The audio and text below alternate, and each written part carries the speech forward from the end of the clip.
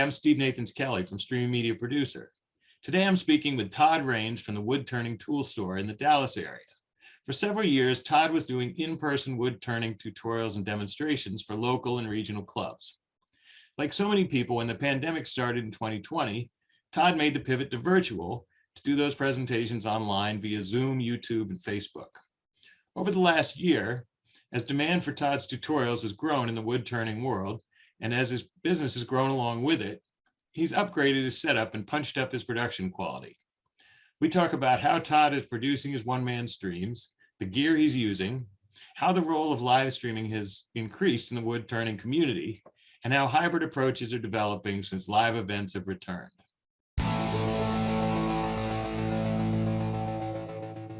I got into wood turning probably 21, 22 years ago as a hobby. I did a lot of what we call flat work. Wood turning is round work. So building furniture and stuff when we first moved down here 30 years ago for the daughter's room, built her loft bed and desks and mantel pieces and cupboards and stuff like that. So I had all the shop equipment, and I took a class because I needed to make a spindle for a hutch cabinet and or a couple spindles, and I got hooked. And so what is Woodturning Tool Store, and how did you get into teaching wood turning? It's a sole proprietorship, or with my wife and I. We run it out of the house. It's a online retailer of wood turning tools. There's tools that I resell. There's tools that I manufacture right here in town, and some I finish up making here, package everything and all that kind of stuff. So it's been 5 years doing that. And then along the way, as wood turning, I've been doing in-person demonstrations since 2016, 2015. And then when COVID hit, turned the world upside down. And there's silver linings coming out of the pandemic, and this push towards live remote demonstrations is one of them. In 2020, I did a lot of interviews with people who, like you, had quickly made the pivot to doing streaming video, because you had to, basically, just to kind of replace what you had been doing, in various different kinds of businesses, schools, all kinds of things. And it seems like your story right now is both a pivot story and then a sort of upgraded your video game story. Let's start with the pivot part, and just tell me kind of how you got into video, how much, how quickly you ramped it up, and how you were doing it when you started as the pandemic kind of kicked in.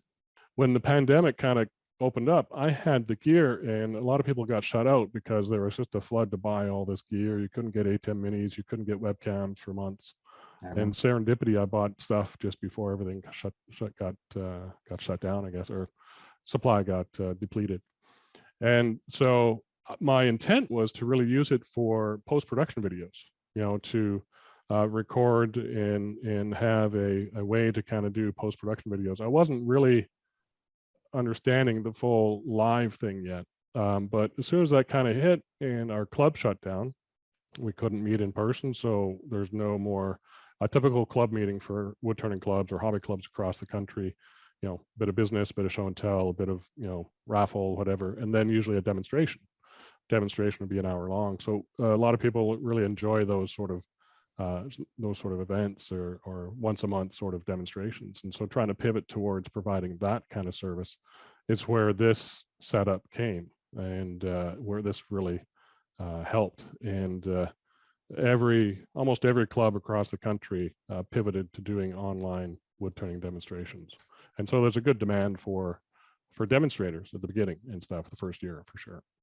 Well, once you made the move to video, so you'd been doing in-person tutorials before that. So were you able to kind of migrate that community to your online tutorials, or kind of maintain some of what you had? Yeah, so there's wood turning clubs across the country. There's actually 5 here in North Texas. So I belong to 2, used to belong to 3 clubs in the area. And so there's a population base of people that already you can reach through those clubs. And those clubs are always looking for demonstrators. So the program director from one club is talking to the other guy in the other club, and so on and so forth across the state, sometimes across the country. And there's there's a bit of a database on the National American Association of Woodturners website for all the demonstrators across the country, as well as all the clubs. And so there's a way to connect. And so for me, when I was doing in person, it was really just regional stuff, the clubs in the area. Since the pandemic, I have 10-fold, 20-fold the amount of teaching I've done I think I counted up. I've done over 50 online wood turning demonstrations in 2 years. So it's paid for what's in the shop here. So at least the camera gear and the equipment. So. Oh, okay, so you're able to monetize because the clubs hire you to do a demonstration. Okay. Yeah, and typically, if you're a local member of a local club and you demonstrate, you don't get paid. You're doing it for the club benefit. If you get hired by a club outside your area that you're not a member of, typically they'll give you a stipend or a fee. It evolved quickly into offering individual or personal remote demos. So we call them IRDs, interactive remote demos, or live IRDs. And a few of us that are able to kind of put together, and for me, from a paywall perspective, my store acts as a paywall. So I have a ticketing system where I can now market my own sort of demonstration to my email list and to Facebook friends and all that kind of stuff. So I have one on Saturday actually that I'm doing. It's a $15 per ticket. So you buy a ticket off the website, you come and join the Zoom meeting, you get a replay of the demo for 60 days. And along with that, you get a few drawings and set of instructions on the project I'm going to be doing. So, so that's been something that's evolved for me over the last year and a half and stuff. And so that is, depending on how many people you draw, it can be a good way to supplement your income. It's by no means a high-paying industry, because it's a hobby industry. Clientele is usually 55 and above. So you do the interactive ones in Zoom, so people can ask you questions. They can be on screen and ask questions. Absolutely. And so there's the sort of the two sort of audiences, the clubs and then the individuals as a pay-per-view or pay-per-ticket sort of thing. With clubs, I typically get a club member to be a co-host, because they'll know who the members are. So I ask them to kind of moderate the chat, keep mics silent when I'm demonstrating. I allow people to open the mics and ask a question anytime. I don't have any issue with that, but having a dog bark in the background or baby crying and stuff like that. So we keep the mics muted. And then control also, is important. yeah, exactly. And then also just monitor me, because I am a one-man band here sort of thing. So if I forget to switch a camera or put picture in picture on, because I am a one-man band here sort of thing. So if I forget to switch a camera or put picture in picture on, I'll tell them, tell me in my ear that, hey, Todd, can you switch the view or, focus the camera or whatever it is. So that's really a co-host sort of duty. And for the individual, personal remote demos, we usually will partner with another demonstrator. I co-host for Cindy Drozda, another wood turner in Colorado. And so I manage all of that stuff for her, and she can focus on doing the demo. And I have a wood turner friend of mine that does it for me. This is a great way to, keep in touch with the wood turning community, whether it be through the club demos or offering these individual ticketed demos, and also doing the live streams, which is another venue altogether. So. Okay. And so when you got started doing the live streams, and you were using the ATEM Mini, just the basic unit. So what was your workflow? What were the sources? Kind of what were the elements of your show at that point? So when I started all this, I started down the vMix trail with cameras and capture cards. I had a few of the HDMI cameras, my little Sony CX110 and my Lumix GD5 as still cameras and handycam. This was 15 years old as my daughter is at high school. So I wanted to utilize those cameras. I didn't want to have to set up, buy, 4 or 5, webcams, which now I just kind of, I just, for this kind of work, I'm just not happy with the webcams. You have no control. And so I put the Sony CX110 in work. I bought a little knockoff GoPro for 40 bucks. It wasn't a clean HDMI completely. It had a little black border around it. I had an old iPhone 6. Again, my daughter's hand-me-down. She's since grown and out of the house, but had this old iPhone 6 with a cracked screen, but the camera worked fine. So I got a little Apple dongle for that, HDMI out to the. So those were the headshot camera at that time was my G85, and the overhead was the CX110. The side camera was the iPhone, and the little knockoff GoPro. It's a Dragon Touch 3 or whatever it was. And so those are the 4 sources. And I had learned that I didn't need vMix because, so I ended up returning the little Camlink 4K capture card and another one I bought. And I kept the one webcam just for in the office when I do, Zooming from the office meetings and stuff. But otherwise, I switched very quickly to all HDMI inputs. It's grown a little bit since then.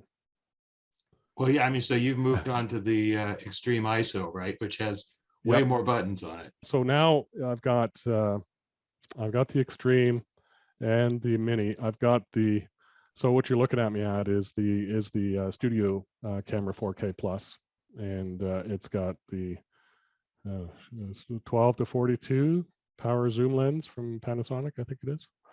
And I've got that split. So I've got HDMI down to a Blackmagic HDMI to SDI converter, and then to SDI to HDMI, and I split, there's 2 outs for that bi-directional one.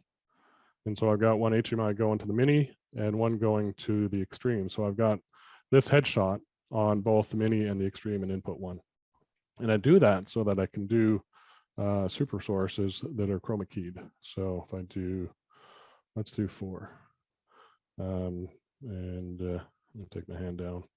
So this is me over in the picture-in-picture. I'm chroma keyed from the ATEM Mini against that image. I've got a green screen behind me, and I am now able to do myself in picture-in-picture down here, or just leave it like this, and I can switch super sources to the other camera, remain here, and this camera. If I go to 5, that's the desktop. This is the, I'm now using a Mac Mini for my compute engine.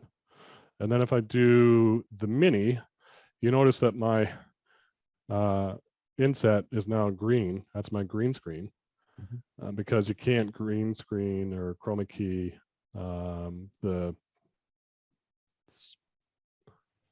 with this. It's complicated. This is the Mini source, so I can't chroma key at the same time when I'm doing picture-in-picture. So it's kind of interesting to figure these things out. So I've got, let me go back to my cameras. And so here's the main headshot camera. I'll show you this one super source. I've done, so this sort of picture where this is the orange overlay that you see, frame of the pictures is my attempted sort of graphic frames for the 3 different shots. So overhead shot in the main, and then side shot here, and then wide shot there. So, and then I switch them and mix up the order of those 3 cameras. But those are the 3 immediately how useful that would be if you're demonstrating a technique. Yeah, it is. It is. So headshot 1, or camera 1 is headshot. Camera 2 is overhead. So this is interesting, and I'll take the little Sony RX100 off. So yeah, this is the Sony CX110, about a 15-year-old camcorder. And I've got I'm reaching up to my left. I've got a zoom controller, so I can zoom in quite well and zoom out. And I've got a camera slider mounted to the ceiling. So I'm able to slide up and down the headstock. So that has been very handy to have. I'll keep myself in picture down below. The tailstock camera, this is a Sony RX100 Mark VII, and it's on a microphone boom arm. So I'm able to kind of swing it around if I grab it, and, swing it over to this side. And, it's just I don't know if it's the Elgato one or the Rode one, I'm not quite sure. So that's it. I'm able to kind of move the camera around fairly easy on that one. This wide shot, and that other camera is in the way. Sorry. This is my Lumix G85 with a 45 to 175 power zoom lens. I bought both of the power zoom lens to try them out in both areas. And so I'm able to use that. There's a wide, I've got a little remote here that's tethered to the camera. So I'm able just to reach down at my controls here, and it kind of loses focus or lost focus a little bit. Production wise, this is a one-man show. Like you said, your wife helps Always, kind of with the social media and the YouTube and stuff, but you're producing on your own. Yeah. So let me kind of shoot wide here. So, and I'm gonna take myself out of there a little bit. So here's kind of the overall studio view, and you can see I've got 2 monitors up there. The video assist, the Stream Deck buttons are right on my headstock, which is the control of the lathe or the power switch and all that stuff. So it's got a nice place to sit up there. Back behind there, you'll see I don't know if you can see that, but the Mac Mini's back there. I can come around the other side, and the ATEMs are down there. So there's a box that I built that has the ATEMs on it. And let me see if I can just brighten that up a little bit. So it's just on a box and the ATEM and then a Mac Mini on top with all the ins and outs and stuff. The box was built with a sloping lid like that that's kind of cranked open right now because I was using a PC laptop. And so the PC laptop would normally sit up there with the lid open, and so I've changed that out now. I've got 2 big monitors instead of a laptop monitor and 1 monitor. So, and then a keyboard shelf that I can kind of move out of the way. And then over here, we got a little 10-inch monitor that I put the multi-view on right below the headshot camera, which is the Studio 4K.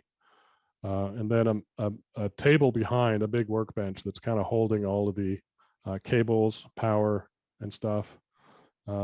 This Sony has got a Holyland Mars 300 wireless transmitter. So the receiver is attached to the box over there and plugged in. So this is camera 3. Here's the Lumix G85. It's on this sort of swing arm assembly. I really like this setup. I've got it set up sort of my eye level, if you will. So this level is about my eyes. You can see my hand in there. So my eye level is about there. So it kind of gives me my over the shoulder view. The big aperture 100D or Amarand 100D light with a China ball. I got an extra mic stand that I'm not using at the moment. And then around back, there's a massive wires at the back of the ATEM Mini. Big power bar attached there and stuff like that. And a UPS that's got both power bars plugged into it. And so if power goes out, I'm still operating, except for maybe some lights. So then the rest of the shop, wood storage, workbench, grinders, tools, more grinders, a couple of mobile carts. These are all my chisels that I use for turning. Some other miscellaneous equipment, a lot of wood storage up there, table saw, drill press. We have a kiln. My wife and daughter were into ceramics. Haven't done a lot of that lately. And then the obligatory garage fridge. And then the door to the house and more shop space back there. And then we've got dust collector and garbage can dust collector. There's the bandsaw and a messy workbench. And then a couple other mobile carts, a mechanics cart's got a lot of arts and crafts type stuff in it. And a mobile cart I set up with some of the turnings that I've done, just a sampling of some of the things I do and stuff like that. So, and then the biggest new addition is this. What are these poles? Auto poles, Very poles with green screen. So let me go finish through. So 1 through 4 are the 4 cameras. 5 is the PC. So we got the Mac screen behind me. 6 is the ATEM Mini. So this is the Mini. There's the headshot from the Mini. Let me turn myself off. I was doubled there. This is a casting device, mirror cast. So it's casting my screen one. So you can see, I could show you the ATEM controls. I can show my website. That's second input on the Mini. The third input is a Mica spec, which is just a little dongle that plays out video. And I realize I'm kind of off screen there, so I'll just get myself on. So, and then the fourth is a playout B, which is a Raspberry Pi, and the playout B is the software written by Jonas Detel out in Germany, and I'm able to play out videos. So, so if we go to the next video, This is you on can the play low out speed of over an here in the audio. 8-inch grinder. So I can pause it and show. So I can load up any video in there and play it out on that input. And then camera 7 is, do I have camera 7 set up? I do. That's a lousy shot of camera 7, but it is a via webcam or huddle cam that is zoomed in the wrong place. It got knocked. It's supposed to be about there. It's one of those, you got the remote, you can do, it's a very wide angle camera.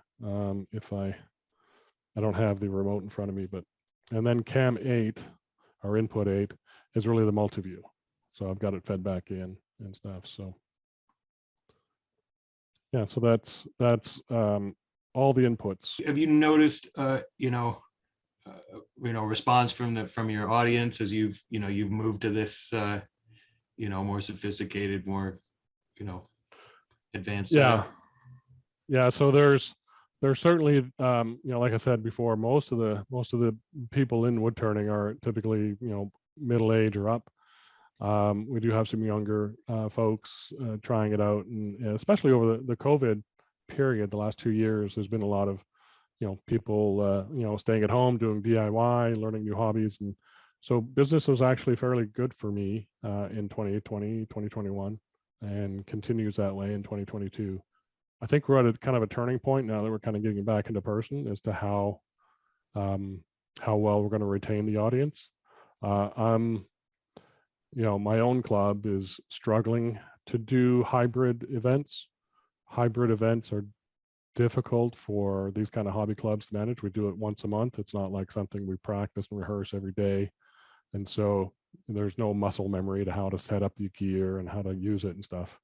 So it's a struggle for a lot of clubs, but a lot of clubs are doing hybrid events, hybrid meetings. And so that's good news because they can save money instead of flying me in or me driving up to, Oregon or wherever it is for a club and doing a demo, which would cost them travel and hosteling fees or meals or whatever. $1,500, $2,000 just there, plus my fee for doing a demo or training. They skip all the $2,000 worth of travel and expenses, hire me over the air and do it that way.